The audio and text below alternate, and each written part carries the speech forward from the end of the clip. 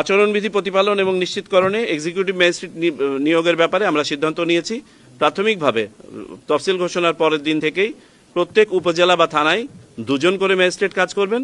এই সংখ্যাটা শেষ 5 দিনে, অর্থাৎ নির্বাচনের আগের 3 দিন, নির্বাচনের দিন এবং নির্বাচনের পরের দিন এটা বেড়ে যাবে।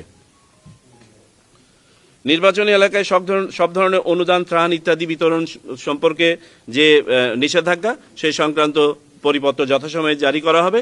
তবে এতে যে সোশ্যাল সেফটি নেটওয়ার্ক যেটা আছে, যেখানে অনেকে বয়স্ক ভাতা পেয়ে থাকেন ইত্যাদি ইত্যাদি, এগুলোর উপরে কোনো ধরনের বাধা নিষেধ থাকবে না।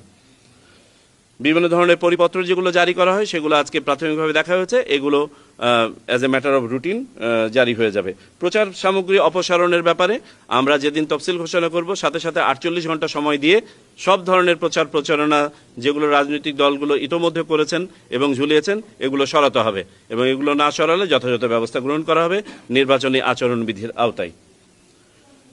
বিভিন্ন দপ্তরে আধা সরকারি পত্র প্রেরণের ব্যাপারে কথা হয়েছে। তার মধ্যে অন্যতম একটা বিষয়, এবারে আপনারা জানেন যে আমরা ইন কান্ট্রি পোস্টাল ভোটিংটাকে কার্যকরভাবে প্রতিপালন করতে চাই এবং এটা আইনের মধ্যেও আনা হয়েছে। বিভিন্ন প্রতিষ্ঠানের এটা দায়িত্বের মধ্যে পড়বে, তারা যেন তাদের অধীনস্থ সবাইকে ভোট দিতে উৎসাহিত করেন।